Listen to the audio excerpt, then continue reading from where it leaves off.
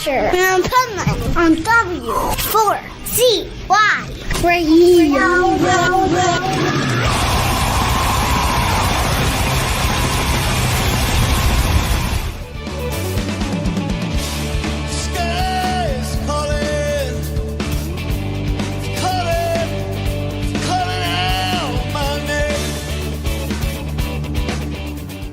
This is the Pipeman here on the Adventures of Pipeman W4CY Radio, and I'm excited about this next interview we got with some crazy good musicians and some great stuff we're going to talk about. So let's welcome to the show Rich and Marty from the Freddy Jones Band. What's up, man? So What's going on? My first question I have to ask, and I already know the answer, but I have to ask just for shits and giggles, is how come Freddy's not on this interview? Oh, man. I knew that was coming. You know, a funny thing, that this reminds me, a funny thing about that, when we were, starting out on Capricorn Records and first going out and starting to tour around and having to visit radio stations every morning, and they put a press release out ahead of time telling people, whatever you do, don't ask them about the name of the band. So what did they? And so think about how genius that is. They thought, they're like, oh, the guys will think that we're trying to look out for them. Meanwhile, it's genius. What does it do? Totally. Everyone asks the question. And so there we were. There's the real story, and then there's all the stories we told. And that's the part I love, is the story, because I never ask about band names. Okay, I know better than that. I have too many friends that are in bands that like it's the worst question ever. Yeah. But I just think it's so funny that you have a band with the name of somebody, and everybody thinks that person's famous, and it's not even anybody in the band. Yeah, it was a college joke. There was a band before us, and they named the band after a buddy of theirs that wasn't in the band. So he was big man on campus, and these guys, they were friends of ours, and they left, and it was our turn. So we just took it a step further, and we're like, well, let's just invent somebody, and everyone in town will be wondering who this person is. And so we thought that story was very boring. And so when people like you would ask us when we were out on tour, we would instead come up with all these outlandish stories. And it was the first Canadian to cross Lake Michigan in an inner tube. That was one of them. just the craziest stories. So I go and I do a lot of festivals, and this one band, I said to them before the interview, I'm like, hey, I don't ask you stupid questions like how you got your band name. And they're going, well, you're lucky then, because you see that girl sitting next to you? We totally fuck with everybody that asks that, and we different story every time. And the story we told her, you had to see the look of horror on their face. And so this band, they're called August Burns Red. And so they're like, yeah, well, when we were teenagers, my sister, she got this dog. We named it August. We were out in the street partying. We thought it would be funny to light the dog on fire and watch it run down the street. Ergo, August Burns Red. And they're like, and we say it with a straight face, totally.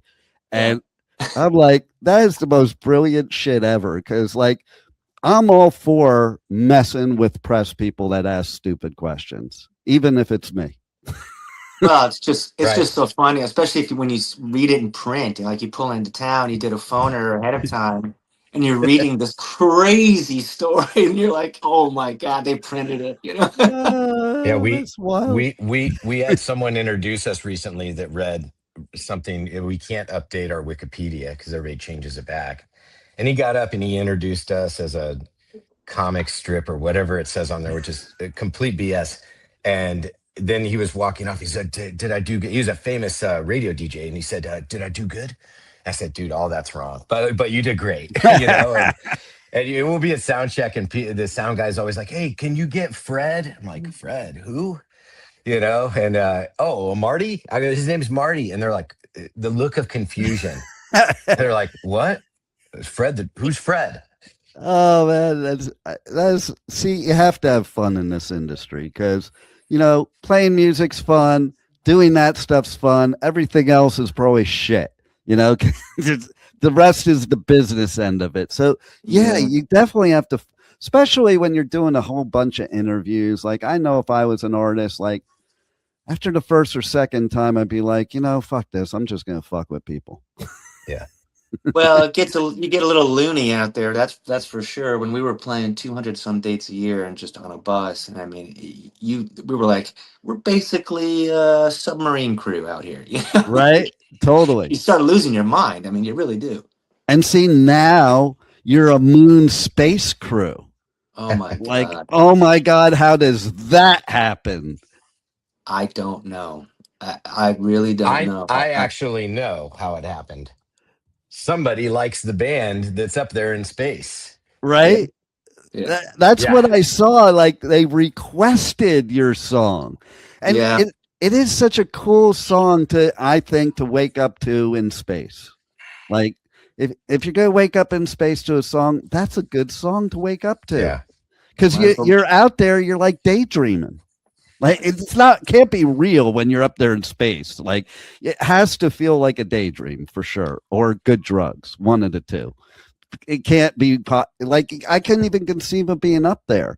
So that's the perfect song right there, I think. And I think it probably at that stage where they were, I read this, someone wrote something about it, and they said, what a great song to be looking back at Earth when they were around at that point, and the photos that were used for, the images for that third day, that morning, Friday. Yeah. And then I peeled the song off of Spotify, and you can choose which part of the song, and I chose kind of the outro, and I thought, it has a pretty vast feel to it, and so I got it, like, oh, I get it. You guys are like the real life soundtrack to Star Trek. I thought it was Marty an April today. Fool's joke. Oh, I thought, my phone I started getting these texts like, hey, what's all this about? Those guys and the astronauts are listening to you in space. And I'm like, oh my God, who put an April Fool's joke up like a couple days ago? People are just getting around to like finding it or something. And then someone sends a link and it's like, are you kidding me? Like, yeah. I literally almost fell off the chair sitting next to a friend of mine. Like, you gotta be kidding me. Right? It just blows my mind too that like this song isn't a brand new song. Like the fact that they pulled something out of your catalog from in a different century, that's incredible. I think they're in the same age, bracket as, a lot of our fans. And, we have a very diverse audience. I mean, we're 35 and up, and, Marty and I are in our 50s. And, it was funny because Friday I was sitting at lunch, and the text message that I received says, from a number I didn't have in my phone, says, so cool that the astronauts are listening to In a Daydream. And I was like, what is this? And then I set my phone down, started having a conversation with my friend here in Nashville, and the phone just started buzzing and buzzing. And I look, and somebody sent the tweet, the NASA, and then I started to send it to Marty, and he sent it to me first. So it was happening. We were both at lunch on different parts of the U.S. and texting each other, and I was like, it was so unreal. I'm like, is this real? And then that's the messages I've gotten all weekend. You see the representatives of NASA talking about the song, and people are posting it saying, is this real? Because that's the crazy thing with AI. You just never know. Yeah, right? Exactly. Wow. Like, so you didn't even really know until other people were telling you. Yeah. And like, for some reason, maybe because of where the mission was, day 3 early on, it was something to talk about. Like, hey, they send music to the astronauts. It was just like a new kind of thing to talk about. And it's just, people were sending me videos of themselves watching CNN, and it wasn't just like they were talking about general music in general, there we were. It, The I media agree with really, Marty on that. they just kind of grabbed onto it, and it became this thing, like the nightly news and NBC. Like people were seeing it on global stuff, crazy. I think we've had every rock star friend of ours reach out and say, "What Yeah. is this? What is going on?" And it's just so surreal. And Right. it's awesome. For Marty wrote this song when he was 18 years old or something. I mean, this is crazy. And we're still going. The band's out. We're out there. We go out and do fly dates now, and we're playing. And this is the song they come to see. So it's very special for us. That's so cool. And then, of course, your latest single, I relate to a lot because I've made a lot of bank deposits that don't get withdrawals in Las Vegas. Okay. Yeah. I saw the cover behind you, and that's a funny story in itself. And this song is so cool. And I don't know, Marty, tell them what it's really. I mean, this is I want to I hear get the my story. idea of what the song's about, and then Marty writes the lyrics. I'm like, hey, what is this really about? And he's like, oh, it's this. Then it makes sense. Well, that song came from a batch of songs which before this one, a song Connected came out and a song called Mirror Ball. And these were all part of a group of songs that I was delivering for an album, and that for whatever reason we were going to tuck them away and use them for something else, a different kind of project. And then that never came to fruition.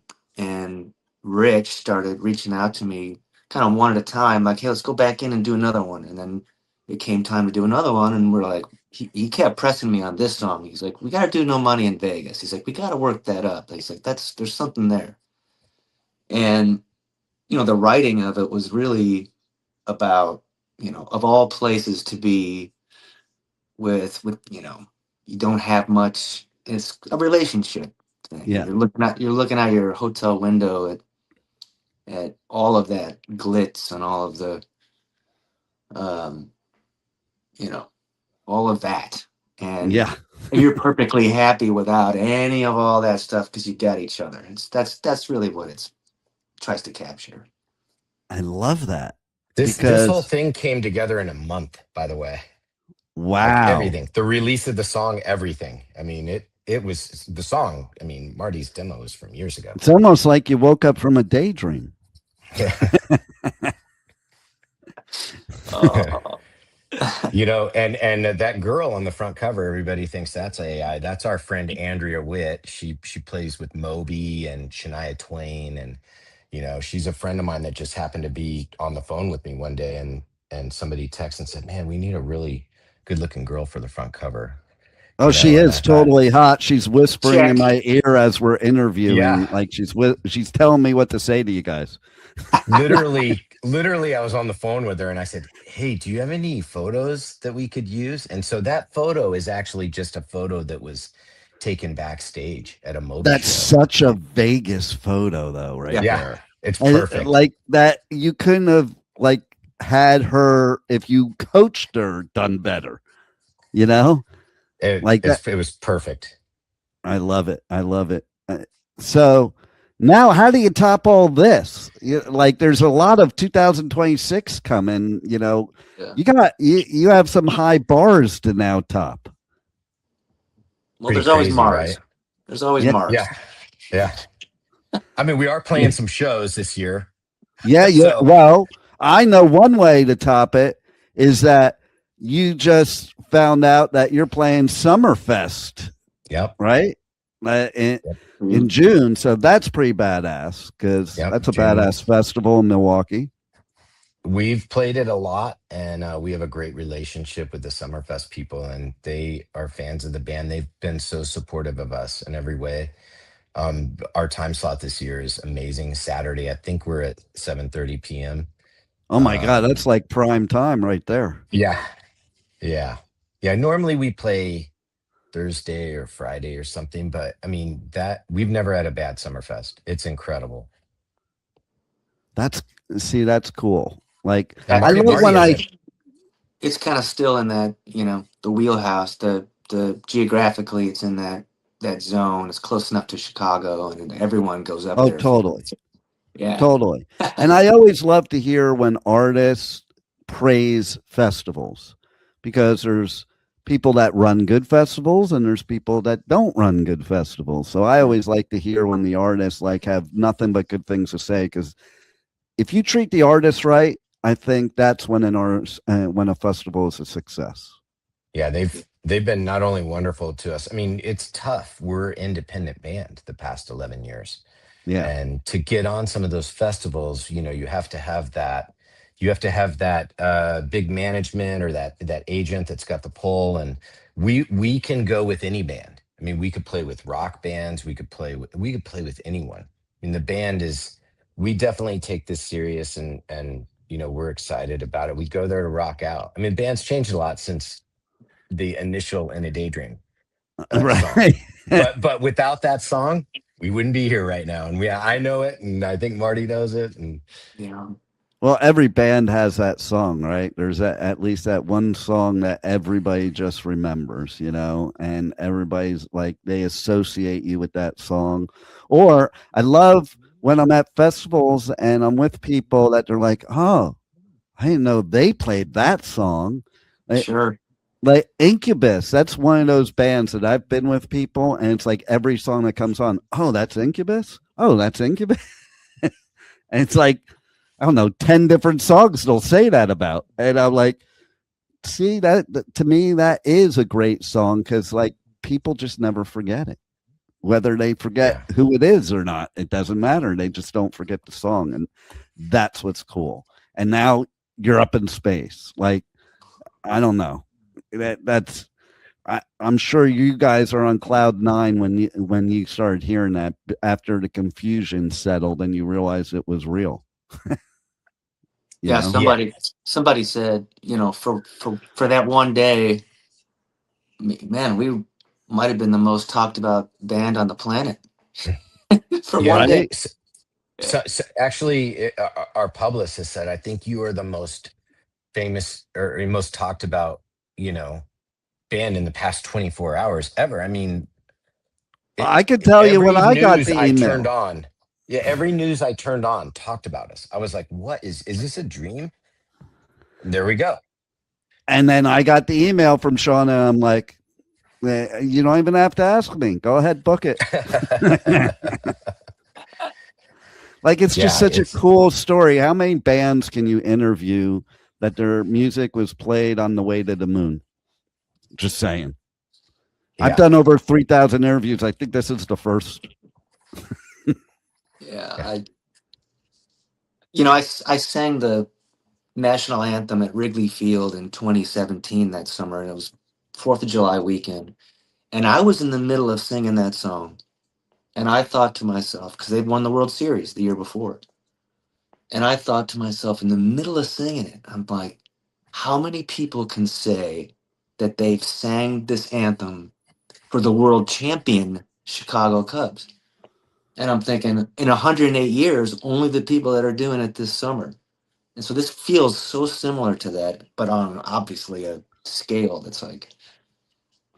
Well, and then Wrigley Field, I mean, like, I'm a Yankee person and I'm still like, giving props because it's Wrigley Field. Like, there's certain fields, I don't care what team, there's certain fields, if you sang at that field, that's iconic. And Wrigley is one of them, for sure. Yeah. So. It was amazing. We did the first pitch there as well. And I think we're doing something this year for them. Some of the people there and the owner of the Cubs, Mr. Ricketts, is a fan of the band, which is really cool. Nice. Now, see, I was a pitcher for 9 years, and if I had to throw the first pitch, I'd probably be so afraid that I was going to beam the umpire or some fan in the stands, because I was like, it's a whole different story, like pitching in a game compared to being called out to pitch the first pitch where the whole world is watching. I mean, like... You know what's funny? I'd throw it behind me. When we walked out there onto the field, And I looked at where the mound is when you're standing out there and looked at where the catcher was. Yeah. I go, Marty, can you throw that far? I was like, Oh my Right? God. that's a long ways. It is a long ways. I'm standing there on the third base line, like looking over at it. I'm like, that's nothing, man. I don't see the big deal with this at all. And our guy Max, who runs all the field activities, comes over to me and he's like, "So have you been practicing and everything? You know, because I had sang the anthem before that, the summer before, and I was terrified. I mean, I was absolutely shaking, terrified before. But this time I was like, oh, that's nothing, you know. He's like, well, have you been practicing? I said, what do you mean? Practicing what? He's like, the pitch. Have you been practicing throwing a baseball? I'm like, oh, I haven't thrown a baseball since I was a kid. He's Oh, like, man. oh my God. He's like, I'll be right back. And he runs over to the bucket of balls and grabs a ball and throws it to me. He's Yeah. like, okay, I'm gonna run down there and you're gonna throw it to me. And I whipped it at him. And he's like, oh my God, thank God. You know. But I got out there on the mound. They announce it. I walk out there and I looked at home plate and I'm like, you gotta be, I'm shaking my head at the guy, like, you gotta be kidding me. That's so far. And he's like, go ahead, you know. I got it to him. It was all right, but Nice. Yeah, he did it. He flung it. I was impressed, man. He flung it.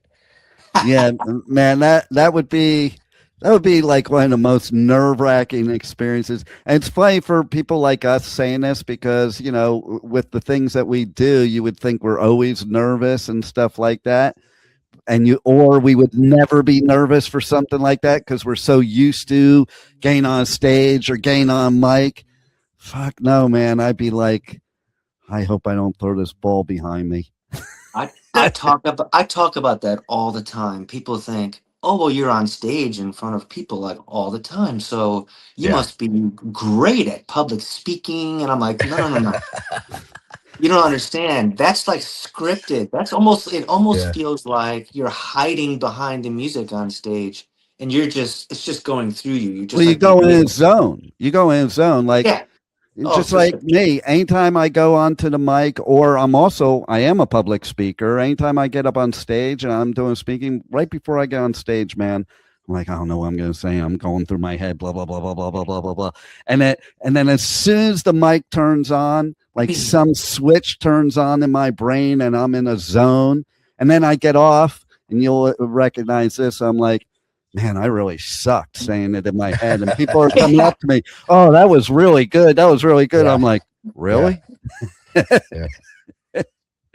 I think people don't realize that. Like, most of the musicians I've been friends with have the worst stage fright ever. Like my bro that was a head engineer at my station here, he was in a country rock duo. He was in a metal band in the 80s. And I used to go and have to pre-game with him before every gig because that's the only way he could get himself to not have stage fright to get up there. And he was really good. But, you know, I think we're all our own worst critics is what it comes down to. For sure. It's funny. The only time I remember us having stage fright a little, Marty, was remember when we were doing the iHeart thing with Macklemore? And there was like this big long delay. We're standing there waiting to play one song. Oh, see, that would suck. Marty and I got together and Marty goes, are you nervous? I go, for some reason I am a little, because it's like, what? Because you're not just walking out on stage. Now you were ready to go and wait, hold on. So I could totally see that. It happened to me, I don't know, a few summers ago. And it was Big Head Todd and the Monsters. It was us and the Samples. And it was at Levitt Pavilion in Denver. And kind of unexpectedly, you know, our three bands got together and we realized that we hadn't done this, the three of us, in so many years. And kind of unexpectedly, like thousands and thousands of tickets sold and it sold out. And I'm standing there on stage and I didn't really recognize what it was. And I'm like, I feel kind of weird, and this is a really funny, weird feeling. And I'm like, oh, I'm nervous. This is stage fright, you know. Oh, that's what that is. Yeah, it happened. So you played it off good, dude. I didn't even know. See, there it is. There it is. Well, you guys rock. I love all this. I love all that you're doing right now. Everybody's got to go check out your website, the new song. everything you got going on, your tour dates. You got a few dates coming now, and then We have a ton more of dates coming. Yeah, Yeah. we're announcing a ton of stuff for the summer and fall. So it's going to be awesome. So everybody, make sure you keep up with these guys, because if not, you can't listen to my show. Love it. Thanks a lot for being on the Adventures of Pipe Man. Thanks for having us. Appreciate you. Thank you so much.